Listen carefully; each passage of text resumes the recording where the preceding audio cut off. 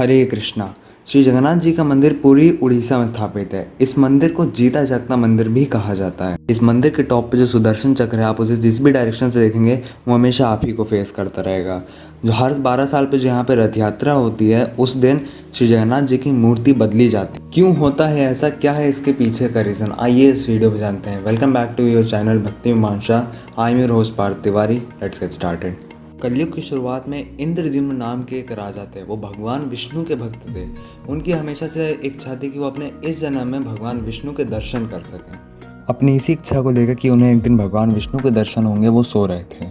अचानक से भगवान विष्णु उनके सपने में प्रकट होते हैं और उनसे कहते हैं, हे वत्स, तुम कलिंग में जाओ, वहाँ पे तुम्हें एक ऐसी चीज़ मिलेगी जो मुझे दर्शाएगी। इतना कहते ही भगवान विष्णु उनके सपने से गायब हो जाते हैं। अगले दिन राजा इंद्रद्युम्न पूरे दिन इसी के बारे में सोचते रहते हैं कि ये बस एक सपना ही था या फिर सच भी हो सकता है।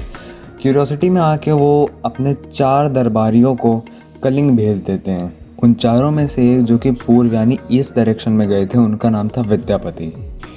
वो चारों ही स्पिरिचुअलिटी और रिलीजन की बहुत ही अच्छी नॉलेज रखते थे, इसीलिए राजा इंद्रद्युम्न ने उन्हें बड़े चुनकर भेजे थे। अब यहाँ से हमारा मेन पर्सपेक्टिव विद्यापति की ओर ही रहेगा, क्योंकि आगे जो भी होगा वो विद्यापति के कारण ही होगा। विद्यापति कलिंग में पहुँचने के बाद बहुत सारी छानबीन करते हैं और इसको करते करते वो किसी जंगल में पहुँच जाते हैं। जंगल में पहुँच कर उनको ये रियलाइज़ होता है कि अब वो वहाँ पे जाके भटक चुके हैं। वो अब किसी को मदद के लिए ढूंढ ही रहे होते हैं कि उन्हें अचानक से कुछ लड़कियों की बात करने की आवाज़ आती है। वो उस आवाज़ के पीछे जाते हैं और उन्हें कुछ झुंड में कुछ लड़कियां मिलती हैं। वो दोनों एक दूसरे को देखकर थोड़ा सा चौंक जाते हैं और फिर विद्यापति अपना इंट्रोडक्शन उन्हें देते हुए कहते हैं कि वो भटक चुके हैं इस जंगल में आकर, अब वो किसी को मदद के लिए ढूंढ रहे हैं। उन लड़कियों में सबसे आगे खड़ी थी, उन्होंने कहा कि उनका नाम ललिता है और वो सरदार विश्ववासु की बेटी हैं। फिर वो विद्यापति से कहती हैं कि वो उनके साथ विश्ववासु के पास चलें और क्योंकि विश्ववासु उनकी मदद कर सकते हैं। उसके बाद जब विद्यापति विश्ववासु के पास पहुंचते हैं तो विश्ववासु उनका बड़ा स्वागत सत्कार करते हैं और उन्हें इस चीज़ की परमिशन दे देते हैं कि वो जब तक चाहें उनके साथ उनके गांव में रुक सकते हैं।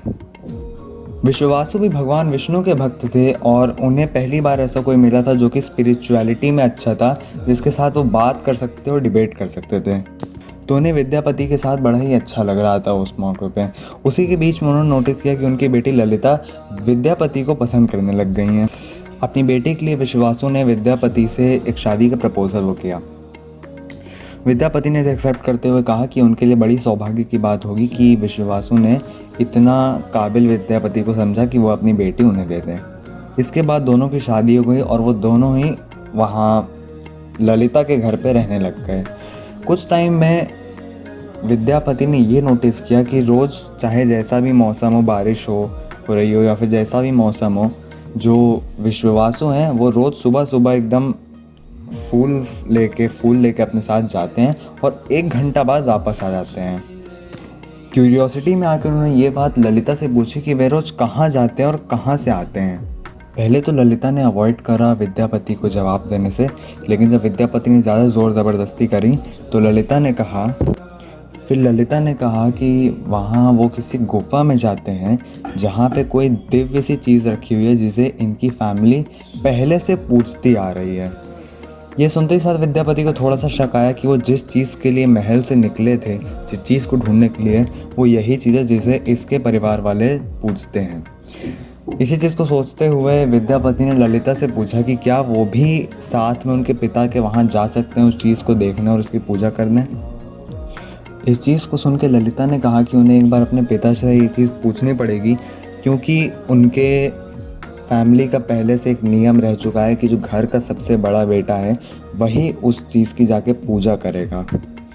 जब ललिता अपने पिता से ये बात बोलती हैं तो उनके पिता साफ मना कर देते हैं कि वहाँ पे नहीं जाया जा सकता, उनकी फैमिली का रूल रह चुका है और वो उस रूल को नहीं तोड़ सकते हैं।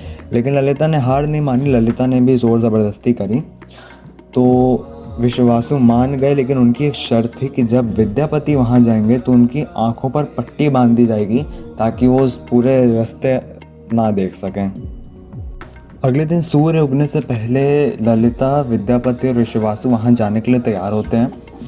वहाँ जाते समय जैसा कि बात हुई थी, विद्यापति की आँख पे पट्टी बांधी जाती है, लेकिन विद्यापति अपने दिमाग का इस्तेमाल करते हैं और बिना ललिता को पता चले वो वहाँ पे सरसों के बीज गिराते हुए पूरी गुफा तक जाते हैं।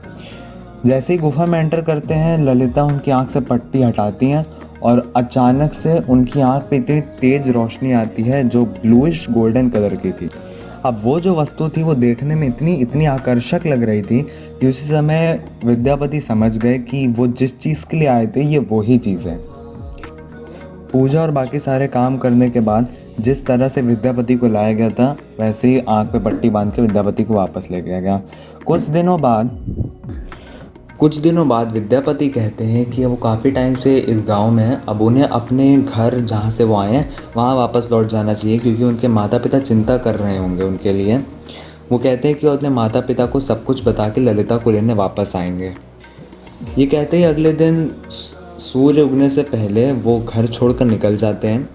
अब वो वहाँ पे जाते हैं जो जिस रास्ते पे वो मस्टर्ड के सरसों के जो दाने थे वो जहाँ गिराते हुए चले थे, वो अब छोटे छोटे पौधों का रूप ले लिए थे। उन्हीं पौधों को फॉलो करते करते विद्यापति उस गुफा तक पहुंचते हैं और वो जो चीज़ रखी हुई थी जिससे खूब तेज़ रोशनी निकलती थी, जो बहुत वो चीज़ थी, उसको लेके उस गुफा में पहुंचने के बाद वो जो चीज़ रखी हुई थी जो बड़ी आकर्षक थी उसको लेते हैं और विद्यापति सीधा पुरी की ओर भाग आते हैं। पुरी में वो सीधा महल पे जाते हैं और महल में जाके वो राजा इंद्रद्युम्न को सब कुछ बताते हैं, स्टार्टिंग से लेकर एंड तक। वो राजा इंद्रद्युम्न को ये भी बताते हैं कि उन्होंने वो चीज़ जिसके लिए वो निकले थे वो लेकर वो आ गए हैं। ये चीज़ सुन के राजा इंद्रद्युम्न को बड़ी प्रसन्नता होती है, लेकिन उनके मन में अब एक प्रश्न और आता है कि अब ये जो चीज़ है इसको कैसे लगाया जाए मंदिर में, जो मंदिर बना है, अब इसको मैं लगाऊँ कैसे, कहाँ कैसे लगाऊँ। अब फिर भगवान विष्णु इंद्रद्युम्न के सपने में आते हैं और उन्हें बोलते हैं कि जो सी शोर है पुरी का, वहाँ पे जाओ, वहाँ पे तुम्हें एक बहुत बड़ा सा लॉग मिलेगा, वो लकड़ी का लट्ठा मिलेगा, उसे तुम ले आओ। अगले ही दिन सब लोग विद्यापति और इंद्रद्युम्न और भी कुछ लोग सब पहुँचते हैं और वो उस लॉग को देखते हैं, उस लकड़ी के लॉग को देखते हैं। उसके लिए फिर अब राजा इंद्रद्युम्न अपने कुछ लोगों को और कुछ नाव को बुलाते हैं और उसे खींचने की कोशिश करते हैं, लेकिन कोई फ़र्क नहीं पड़ता, एक इंच भी नहीं हिलता वो। फिर वो और लोगों को बुलाते हैं, लेकिन फिर भी कोई फ़र्क नहीं पड़ता है, वो वैसे का वैसे ही उसी जगह पड़ा रहता है।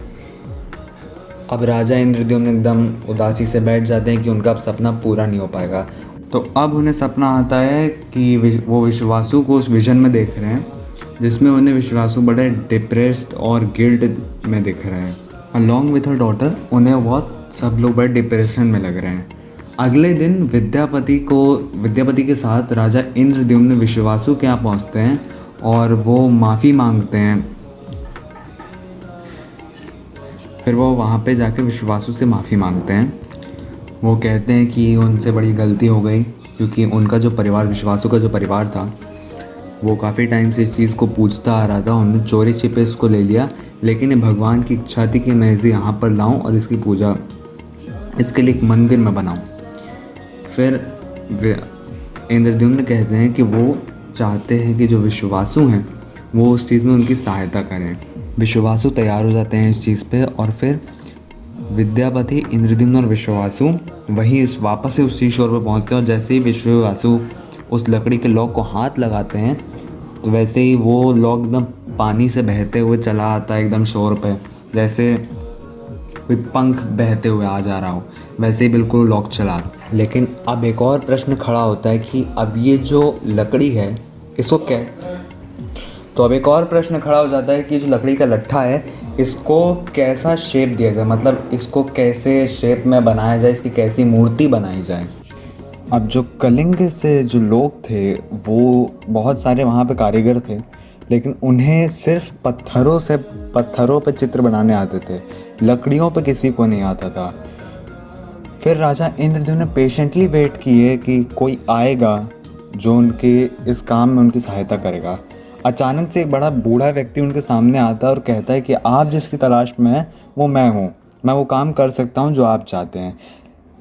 फिर राजा इंद्रद्युम्न को थोड़ी खुशी होती है, लेकिन फिर जो बूढ़ा आदमी था वो कहता है कि मेरी एक शर्त है कि जब तक मैं काम करूँगा, जब तक मैं इस मूर्ति को बनाऊँगा, तब तक मुझे बिल्कुल एक अलग सा कमरा चाहिए जहाँ पे कोई नहीं आएगा, कोई भी मुझे सुझाव नहीं देगा कि ऐसे बना दीजिए, या फिर कोई मुझे डिस्टर्ब नहीं करेगा। मैं तब तक उस कमरे में रहूँगा, जैसे ही काम होगा मैं उसी दिन कमरे से बाहर निकलूँगा।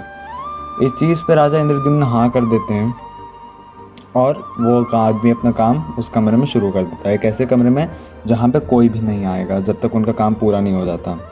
उसके बाद उसके बाद जब काम शुरू हो जाता है तो दरवाज़ा बंद रहता है, लेकिन जो राजा इंद्रद्युम्न की पत्नी थी उन्हें फिर भी रोज़ रोज़ चिंता सताई रहती है, क्योंकि वो आदमी बहुत बूढ़ा था।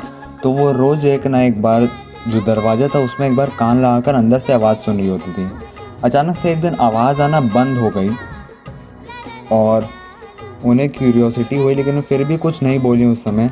अगले दिन बिल्कुल ही जब आवाज़ आना बिल्कुल से बंद हो गई, कुछ नहीं सुनाई दिया, तो उन्होंने क्यूरियोसिटी में आके दरवाज़ा खोल दिया। दरवाज़ा खोला तो वो बूढ़ा आदमी उन्हें देखने लगा और अचानक से उनकी आंखों से ओझल होकर गायब हो गया। फिर उसके बाद अब ये कहा जाता है कि जो उस मूर्ति के कारीगर थे, जो उस मूर्ति को बना रहे थे, वो और कोई नहीं बल्कि विश्वकर्मा जी थे। विश्वकर्मा जी बेसिकली देवों के कारीगर थे, कह सकते हैं। वो उन्होंने ही इंद्रप्रस्थ बनाया था, इंद्रप्रस्थ की जो नगरी थी उन्होंने ही बनाई थी, तो कहा जाता है विश्वकर्मा ही जी थे। फिर जब राजा इंद्रद्युम्न वहाँ पर पहुँचे तो उन्होंने उस मूर्ति को देखा और उन्हें देखकर लगा कि ये मूर्ति अभी पूरी नहीं बनी है, ये अभी आधी ही बनी है, और उसी के बीच में ये दरवाज़ा खुल गया और वहाँ से गायब हो गए। फिर राजा इंद्रद्युम्न के कान में एक आवाज़ आती है जो कि विष्णु भगवान उनसे बोलते हैं आके कि ये जो मूर्ति है, जो आधी अधूरी मूर्ति है, ये मुझे दर्शाती है, ऐसे कि ये चीज़ दर्शा रही है कि मेरे बिना ये दुनिया अधूरी है, तो इसी को लगाओ और अब इसी की पूजा आरंभ कर दो।